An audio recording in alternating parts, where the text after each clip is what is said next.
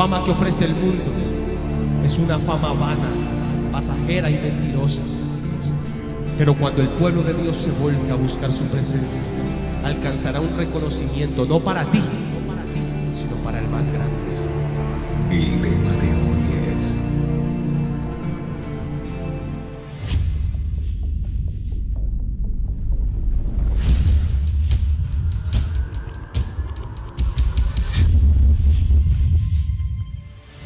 mi amada iglesia, donde quiero que entiendas algo, y es que Sendero de Paz se tiene que levantar como una iglesia, como una casa, como una familia apasionada por la presencia de Dios.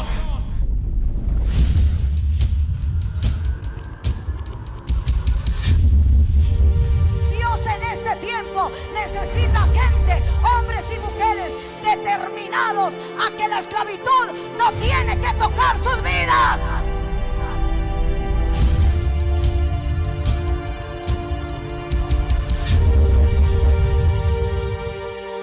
De aquí a un año Dios te puede sorprender en gran manera, para bien, para bendición, porque eso es lo que sabe hacer Dios, bendecido.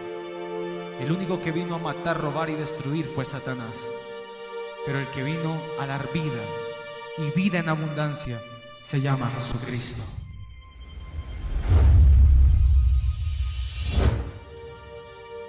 Sendero de Paz, el faro encendido al sur de Bogotá. Rehusándome a lo que me maldice. Alguien dice amén. Hebreos capítulo 11 versículos 23 al 27 dice: por la fe Moisés, cuando nació, fue escondido por sus padres por 3 meses, porque le vieron niño hermoso y no temieron. Me gusta eso que dice ahí. Y no temieron. ¿A quién? Al decreto del rey. Alguien dice amén. Por la fe, Moisés, hecho ya grande, rehusó llamarse hijo de la hija de Faraón, escogiendo antes ser maltratado con el pueblo de Dios que gozar de los deleites temporales del pecado, teniendo por mayores riquezas el vituperio de Cristo que los tesoros de los egipcios, porque tenía puesta la mirada en el galardón. Por la fe dejó a Egipto, no temiendo la ira del rey, porque se sostuvo como viendo al invisible. Alguien dice amén a la palabra de Dios. Y escúchenme algo, porque esta parte de la palabra del Señor es poderosa y especial. Aquí la palabra del Señor nos muestra cómo Moisés nace en un hogar humilde, sencillo, de bajos recursos. Pero aunque esta familia era una familia sencilla, a la vez era una familia poderosa. No sé si alguien alguien puede tomar esa palabra para sí. Aunque era una familia menospreciada y tenida en poco, a la vez era una familia que estaba llena de la presencia de Dios. Porque dice la palabra del Señor que en ese momento toman la decisión de que todos los niños tienen que ser asesinados. Todos los niños judíos, todos los niños de Israel tienen que morir. El faraón siente temor porque el pueblo ha comenzado a crecer, el pueblo de Dios ha comenzado a crecer de manera tan grande y tan poderosa que el faraón se siente intimidado. Pero hay algo que me sorprende de esta parte de la palabra, mi amado, y es que dice que aunque el decreto fue escrito por el mismo faraón, ese decreto de muerte, dice la palabra que la familia de Moisés no tuvieron miedo al decreto. Y yo no sé si alguien me pueda comprender lo que le quiero decir en el día de hoy, pero déjame decirte algo. Por lo que hoy está viviendo nuestra nación, por lo que hoy está pasando, esas noticias no pueden traer temor a nuestra vida, porque aunque sean noticias de maldición, aunque sean noticias de maldad, la noticia para nosotros es que ninguna de esas maldiciones te podrán tocar, ni a ti ni a tu generación. Ninguna de esas maldiciones. Yo no sé si alguien me está comprendiendo en el día de hoy, pero déjame decirte algo, mi amado. No tengas temor de malas noticias, porque esas maldiciones a ti no te alcanzarán. ¿Alguien lo puede creer? Oh, iglesia.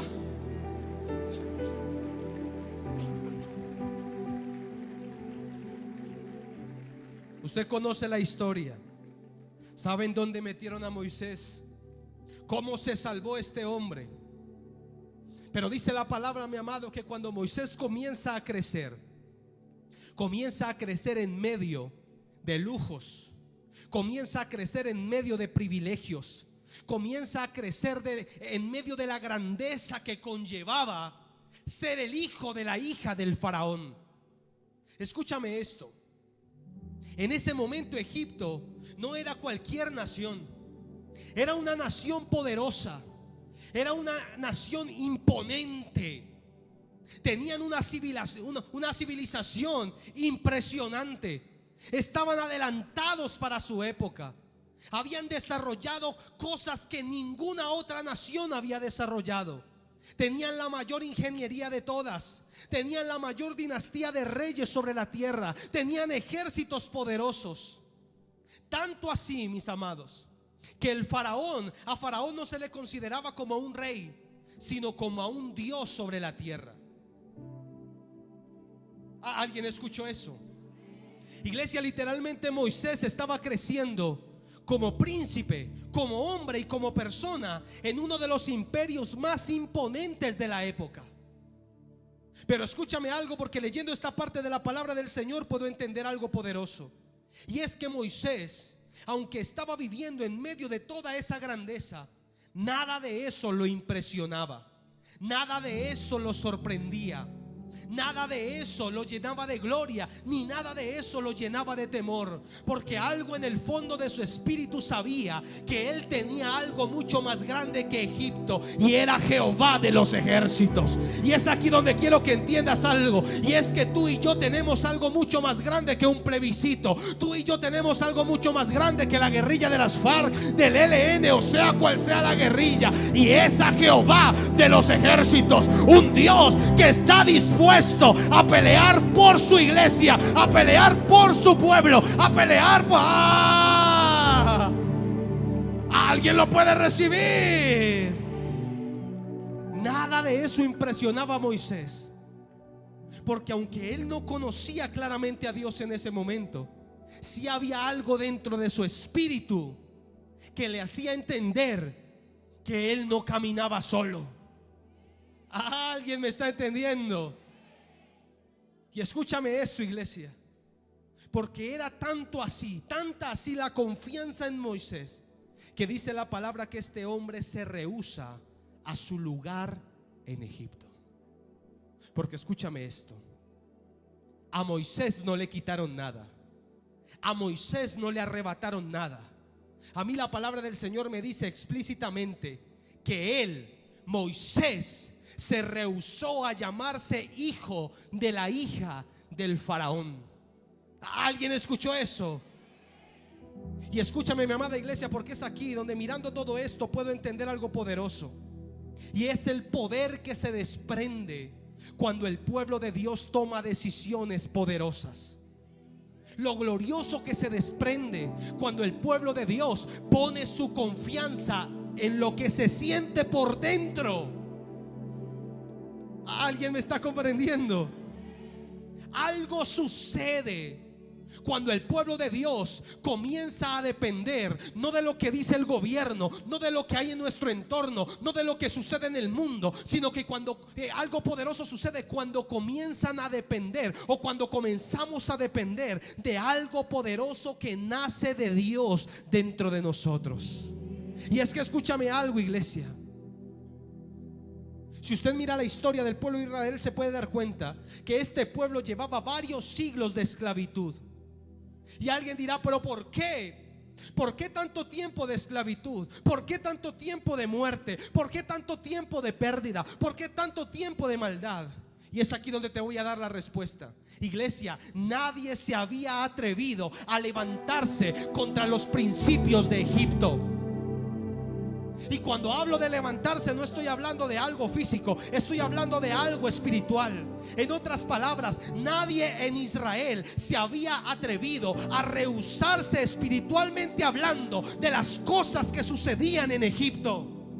Todo el pueblo de Israel caminaba sorprendido. O dígame por qué el pueblo de Israel siempre se la pasó durante 40 años en el desierto extrañando a Egipto. ¿Por qué? Porque en el fondo de su corazón admiraban lo que había en Egipto. Admiraban la comida, admiraban los palacios, admiraban las riquezas, admiraban todo lo que había allí. Pero se levantó un hombre que no admiraba a Egipto. Se levantó un hombre que quiso ser diferente. Se levantó un hombre que no se dejó sorprender de las cosas que habían en Egipto. Un hombre que entendió que su batalla era contra los principados, potestades y gobernadores espirituales satánicos que se movían en esa nación. ¿Alguien me está comprendiendo? ¿Por qué Israel permaneció tanto tiempo en esclavitud? Porque Israel se movía como se movía Egipto. Cuando en Egipto habían malas noticias, Israel se entristecía. Cuando en Egipto habían buenas noticias, Israel se alegraba. No dependían de Dios, dependían del sistema en Egipto. Pero cuando llegó Moisés, cuando este hombre se levantó, fue ahí cuando la historia de Israel comenzó a cambiar. Porque dice la palabra que él se rehusó. En otras palabras, él renunció a Egipto. ¿Alguien me está entendiendo? Y es aquí, mi amada iglesia, donde tú y yo debemos entender que la esclavitud con la que nos amenazan, la esclavitud con la que nos bombardean a diario, prendemos las noticias, unos dicen si firmamos va a haber paz, otros dicen si firman va a haber guerra. Y nos estamos llenando de esclavitud, nos estamos amedrantando, nos estamos llenando de temor. Y es ahí donde debemos entender algo, mi amado, y es que la esclavitud no depende de lo que diga el gobierno. La esclavitud no depende de lo que digan las guerrillas. La esclavitud depende de lo que la iglesia de Dios permita. ¿Alguien me está comprendiendo? Escúcheme, Moisés se rehusó. Escúcheme, se rehusó a ser llamado hijo de la hija del faraón.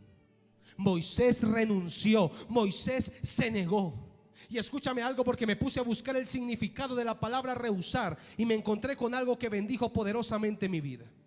Y es que escúchame algo, el significado de rehusar es este, escúchelo. Ese significado lo encontré en un diccionario común y corriente.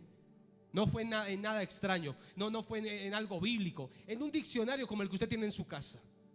Y dice así este significado: rehusar, escúcheme, rechazar un ofrecimiento teniendo conciencia de lo que se está ofreciendo. ¿Alguien entendió eso? Rechazar un ofrecimiento teniendo conciencia de lo que me están ofreciendo. Porque una cosa es yo rechazar algo que no sé qué es, a rechazar algo de lo cual yo tengo conciencia. Escúchame esto, iglesia. Moisés sabía que si él permanecía en Egipto, iba a terminar siendo el faraón, iba a terminar siendo el hombre más poderoso sobre la faz de la tierra. Moisés sabía que si se quedaba en Egipto iba a terminar siendo un hombre poderoso, respetado y honrado por todo el mundo. Él lo tenía claro. Él sabía que si se quedaba en Egipto iba a tener tesoros grandiosos. Él sabía que si se quedaba en Egipto le iban a construir una tumba, una pirámide gigantesca, la cual lo iba a dejar a él eternamente famoso. Pero él, sabiendo todo eso, dice que se rehusó a tenerlo. En otras palabras, a Moisés no le quitaron nada, él lo quiso entregar. Él se rehusó a ello porque puso su mirada en algo celestial. Alguien me escribió esta semana y me decía: Señor, usted está loco. ¿Qué tiene que ver la iglesia con lo que suceda en un país? Solo vi eso, usted está loco. Y yo miraba eso y yo decía: aunque la gente nos menosprecie, esta nación se mueve, así como prediqué hace un tiempo atrás, por 4 leprosos que se mueven por una palabra que salió de la boca de Dios. Yo no sé si alguien puede alabar a ese Dios poderoso.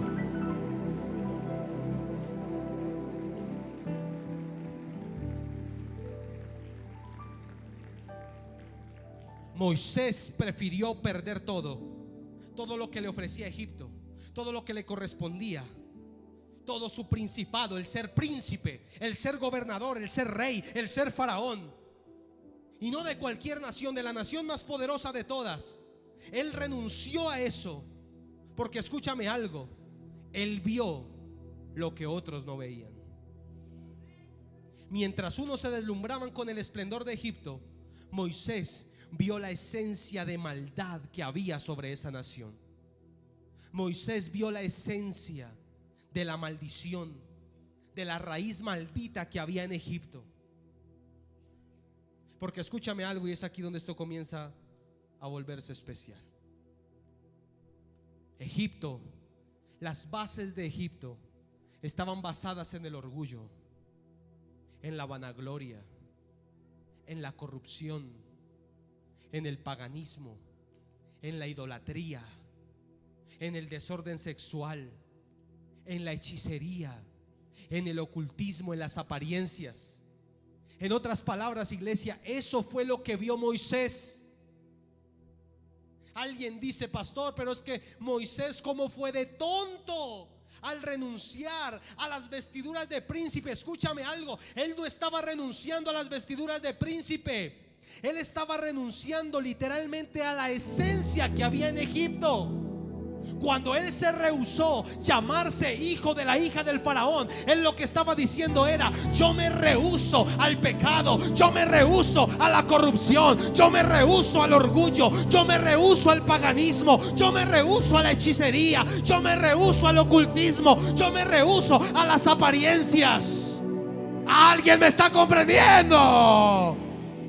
Eso era lo que estaba sucediendo en Moisés. Iglesia, tú y yo estamos en medio de una nación que por años ha estado bañada en la corrupción, que por años ha estado bañada en la idolatría. Las bases de esta nación son la idolatría. A nivel mundial nos conocen como el país del Sagrado Corazón. Estamos consagrados a la idolatría. Somos un país que está bañado en la brujería, en la hechicería. Encontramos brujos a todo lugar al que vamos. En la televisión, prendemos la televisión y encontramos brujos por todo lado como algo normal. Porque esas son las bases en las que fue establecida nuestra nación. Y nosotros pensamos que llenando o que firmando un papel la historia de esta nación va a cambiar. Eso no va a pasar de esa forma. La única manera de que nuestra nación sea transformada es a través de hombres y mujeres que se rehúsen. No sé si alguien me está entendiendo. Que se rehúsen a lo que nos maldice, que se rehúsen a la corrupción, que se rehúsen a la mentira, que se rehúsen a la idolatría, que se rehúsen a la brujería, que se rehúsen a la hechicería, que se Alguien dice amén. Nuestra tierra se ha bañado en sangre por años. Y alguien estará diciendo: pastor, por la guerrilla, sí, pero también por nuestros ejércitos. Porque las bases de nuestra nación están dañadas desde que las establecieron. Y esto no va a cambiar hasta el día que se levante una generación dispuesta a renunciar y a rehusarse a todo aquello que nos maldice. A mí hay algo que me impresiona, mi amado. Y eso no solamente lo decimos los colombianos, lo dicen a nivel mundial. Un día hablaba con un pastor y me decía: es que esos colombianos son muy mañosos, me decía. Donde llegan quieren hacer torcidos. Y yo lo escuchaba y yo decía: pero usted, ¿qué clase de colombiano escuchó? Y conoció y dijo: a muchos. Llegan a Estados Unidos y quieren hacer lo malo. Quieren ganar dinero fácil, quieren tergiversar las cosas, montan negocios, pero debajo de cuerda hacen cosas ilegales. La gente dice: lo que el colombiano no conoce, se lo inventa. Y confundimos esa berraquera que dicen tener los colombianos con el ser ventajosos. Ay, no sé si alguien me está entendiendo. ¿Por qué? Porque es una esencia que tiene nuestra nación. Cuando en el exterior dicen Colombia, lo primero que dicen es drogas, narcotraficantes. Yo le pregunto algo: ¿usted es narcotraficante? ¿Usted vende drogas? ¿Pero por qué nos catalogan así? Porque esa es una esencia que tenemos. Y quizás hoy no eres narcotraficante, pero quizás hoy tus hijos sí están sumergidos en las drogas. Quizás tu esposo se droga. No somos narcotraficantes, pero estamos untados de algo que nos maldice. Y nos andamos preocupando de cosas tan naturales sin darnos cuenta que lo que tenemos que tener en cuenta y lo que tenemos que ver es que llegó el momento de rehusarnos a Egipto. En otras palabras, rehusarnos a la esencia que tiene nuestra nación. Hoy estamos ayunando en este lugar por Colombia, pero déjame decirte algo, y a todos los que nos ven en estos momentos en vivo: aquí no estamos ayunando por el resultado de un plebiscito. Aquí no estamos haciendo campaña política. Aquí estamos ayunando para que el Señor levante una generación de hombres y mujeres diferentes. Una generación de hombres y mujeres que no le tengan miedo a vivir en la libertad de Cristo. Una generación de hombres y mujeres que entiendan que nuestra nación necesita de Dios. Hoy en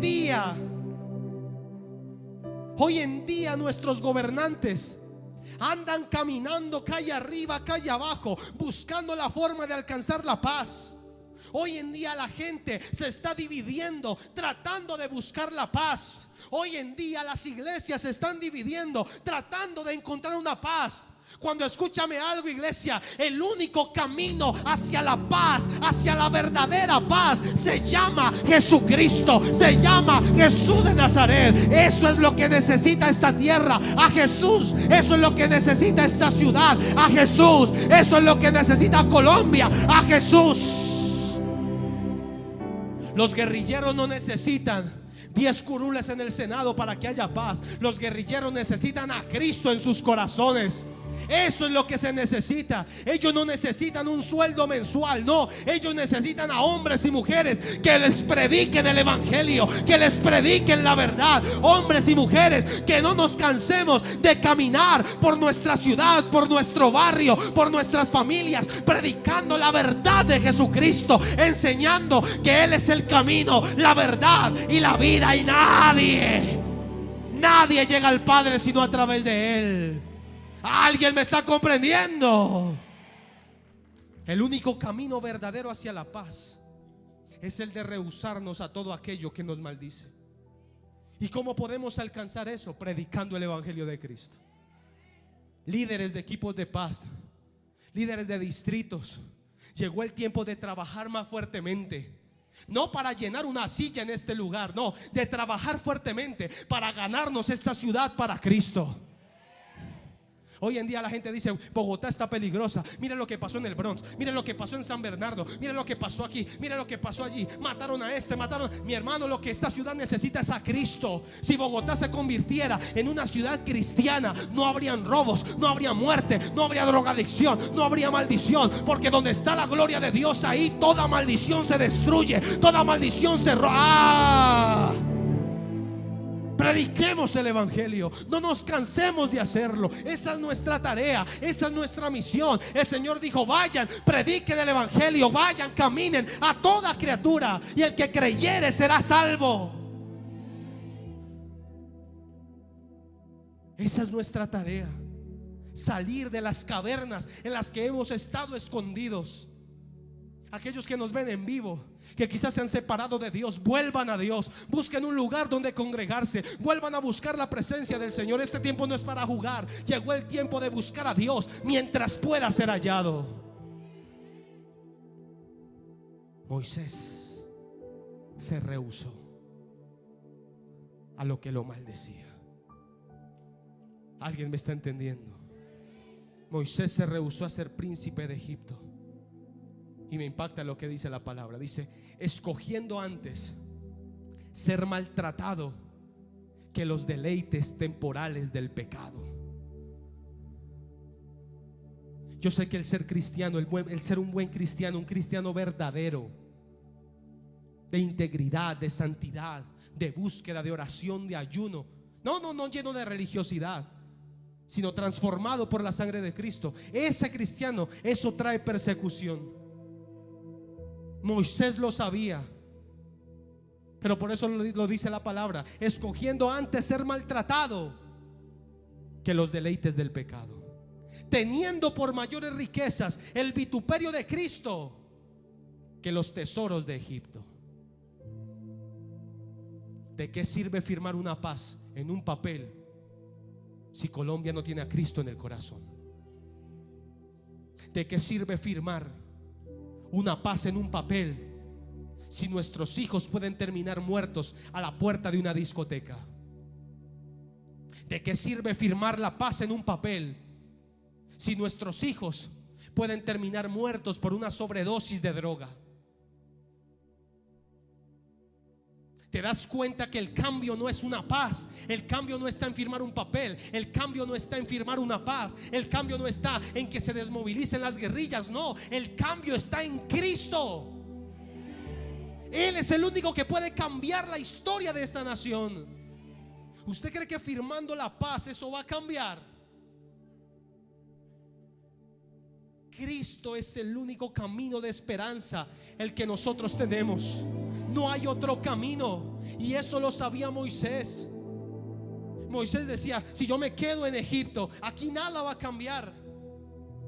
Sí, aquí hay tesoros, sí, aquí hay gloria, sí, aquí hay fama, sí, aquí hay reconocimiento, pero yo no quiero eso. Yo quiero la libertad de mi pueblo. Y fue ahí cuando Moisés, sin darse cuenta, salió de Egipto, y Dios comenzó a hacer una obra especial en él. Al pasar de los años terminó siendo el libertador del pueblo de Dios, y alcanzó una fama no pasajera, no banal, sino una fama que ha trascendido los siglos. Porque hasta el día de hoy Moisés ha sido un estandarte de victoria para millones y millones de generaciones.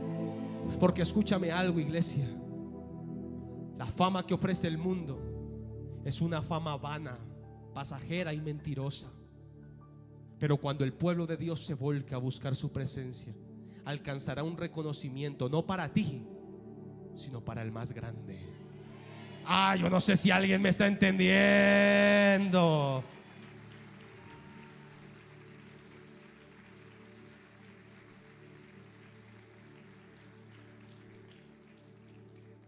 Necesitamos sostenernos como viendo al invisible, permanecer firmes como viendo al invisible. De hoy en 15 días hay elecciones. Y tú y yo tenemos una obligación, y es ejercer nuestro derecho al voto. ¿Cuál?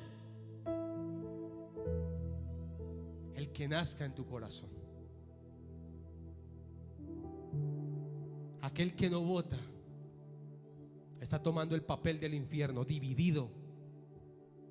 Ejerza su derecho de votar, sí o no, como usted quiera, teniendo la convicción de que ese voto que estás poniendo ahí no va a cambiar la historia de nada. La única forma de cambiar la historia es llevando el evangelio a todo lugar. Predícale a tu familia. Gánate a tu familia para Cristo. Uno de los decretos que el Señor nos entregó para este año 2016 es que de nuestras familias se iban a convertir. ¿Qué estamos haciendo por eso? Pero pastor, es que mi familia vive en Suba, pastor. A ellos les queda imposible venir a esta iglesia. ¿Y quién dijo que tienen que congregarse en este lugar? ¿Quién dijo que para ir al cielo tienes que ser de Sendero de Paz? ¿Quién dijo que para ser cristiano tienes que estar en esta silla? Predícales, conviértelos y búscales un lugar donde se puedan congregar. Nuestra tarea no es llenar una silla.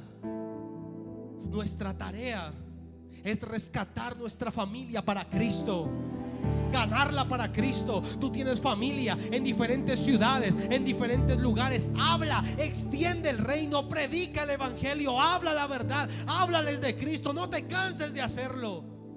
Te van a decir loco, cansón, aburridor, pero ¿qué importa? Esta semana yo escuchaba una frase que estremeció mi vida, y era: si Cristo predicara como hoy en día predican muchos, Él no hubiera terminado en una cruz, hubiera muerto de viejo. ¿Por qué? Porque predican un evangelio suave, pero Cristo llegó a predicar la verdad, y eso le trajo persecución. Así que si la gente se levanta contra ti, no tengas temor, sigue insistiendo. Predícale a tus vecinos, abre un equipo de paz, abre un grupo de oración en tu casa. Aquí tenemos líderes que te pueden guiar para hacerlo. Hazlo, no de una manera dividida, sino únete a la visión. Pero llegó el tiempo de que entendamos que nuestra tarea no es hacer prosperar un negocio. Nuestra tarea no es hacer prosperar el supermercado, la panadería, la empresa. No. Nuestra mayor responsabilidad es llevar el evangelio de Cristo. El día que tú mueras, todo lo que tú haces en la tierra lo va a heredar otro, y te lo puedo asegurar que ese otro lo va a perder. Yo he visto en esta iglesia cómo padres por años se desgastaron comprando una casa, y el día que murieron, los hijos se agarraron y dividieron la casa, hicieron la sucesión, y cada uno cogió su parte y chao, vendieron la casa. Y va uno a mirar a los hijos, y unos se fueron para Europa y se gastaron la plata. Otros invirtieron en una pirámide y se les perdió todo. Y la casa por la que trabajamos tantos años, ¿en qué quedó? En nada. La mayor herencia que le podemos dejar a nuestros hijos, y no te estoy queriendo decir que no les vayas a dejar nada. Trabaja y hereda bendición a tus hijos, pero la mayor herencia que le podemos dejar es el temor a Dios. Es el temor a Dios. Lo que dice la palabra: instruye al niño en su camino, y aun cuando fuere viejo no se apartará de él. Esa es la mayor herencia que le podemos dejar a esta nación, el evangelio de Cristo. No sabemos cuándo viene el Señor, pero Él va a venir. No me canso de decirlo, ya te lo he dicho a ti 1000 veces, pero qué bueno que nos escuchen allá en vivo. Cristo viene. Cristo viene. Eso no era una moda de los 80s, donde pastores predicaban de la venida de Cristo. No, es una realidad. Cristo viene, Él está pronto por venir, está pronto por aparecer en las nubes con voz de mando, trompeta de Sión. Los muertos en Cristo resucitarán primero, y luego nosotros, los que estemos vivos, seremos arrebatados juntamente con Él en las nubes para vivir para siempre en el Rey.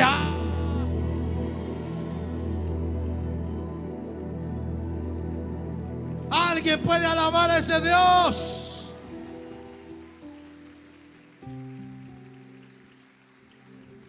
Sé un gran empresario, pero sin nunca vender tus principios. Sé empresario, pero sin contaminarte de Egipto. Rehúsate a lo que ofrece Egipto. Pastor, es que puedo montar una empresa, pero tengo que hacer esto, tengo que hacer lo otro. Ante la DIAN puedo quitar esto y para poder. No estás renunciando a ser príncipe de Egipto, te estás uniendo a ellos. Rehúsate. Pero pastor, mire que es que yo tengo un amigo que tiene una amiga que hace unos riegos y son lo más de buenos, funcionan. Rehúsate a la hechicería. Rehúsate a la brujería. No lo aceptes. Escúchame, todos los que estamos en este lugar, sin excepción alguna, en algún momento fuimos tocados por la brujería. Quizá desde nuestros abuelos o desde nuestros padres. Quizás un día le soltamos nuestra mano para que nos la leyeran. Quizás un día por curiosidad nos leyeron las cartas. Quizás un día fui a donde un brujo para que me trajera a mi ser amado. Quizás un día fui para que me devolvieran a mi esposa, a mi esposo. De alguna manera hemos sido tocados. ¿Por qué? Porque esa es la esencia de Colombia. Esas son las bases de nuestra nación. Colombia está basada en el ocultismo, en la brujería. Hace unos días fui a descansar y llamaba yo al pastor Legario. El pastor Legario me decía: pastor, aquí en Bogotá está lloviendo a chorros. Yo dije: pero ve tan raro, hermano Legario, aquí el sol es impresionante. Miré en mi celular y me marcó 34 grados. Imagínense el calor que estaba haciendo. Y estoy a 1 hora de Bogotá. Yo le decía: pero ¿por qué? Y la señora que nos estaba cocinando le pregunté: oiga, mire que en Bogotá está cayendo un diluvio, y acá ¿por qué no llueve? Dice: no, es que acá tenemos por costumbre todos los miércoles poner una cruz boca abajo sobre los techos de las casas, y eso evita que llueva. Porque si aquí llueve se nos daña el negocio, porque el negocio es el turismo. ¿Por qué aquí hay tanto turista? Porque no llueve. Y a veces nosotros acá en Bogotá nos la pasamos orando: Señor, envía agua. Mira la sequedad que hay en Colombia. Y mire los miles y miles que están haciendo lo contrario a través de la brujería. ¿Por qué? Porque esas son las bases en las que están establecidas nuestra nación. Eso es lo que heredaron los abuelos, los tatarabuelos. Eso fue lo que fueron heredando de generación a generación. La tarea que tenemos no es fácil. De nosotros ahora comenzar a cambiar la historia y comenzar a rehusarnos y decir: yo me rehúso a creer en la brujería, yo me rehúso al ocultismo, yo me rehúso a la hechicería. Ni mi casa ni yo tocaremos esas maldiciones, no las tocaremos. Yo me rehúso a la corrupción, yo me rehúso a robar, yo me rehúso. No sé si alguien me está entendiendo. Rehusarnos a lo que nos hace reconocidos a nivel mundial. Por ahí dicen que un paisa vende todo, pero ¿cómo lo vende? Hablando mucho. Y la Biblia dice que el que habla mucho peca. ¿Por qué? Porque cuando yo hablo mucho termino mintiendo. Eso era lo que estaba haciendo Moisés, y eso es lo que quiero que entiendas en el día de hoy, en este ayuno. Moisés estaba rehusando, no a un cetro, no a una corona de faraón, no a una pechera de oro. No, Moisés estaba renunciando a lo que había oculto en Egipto.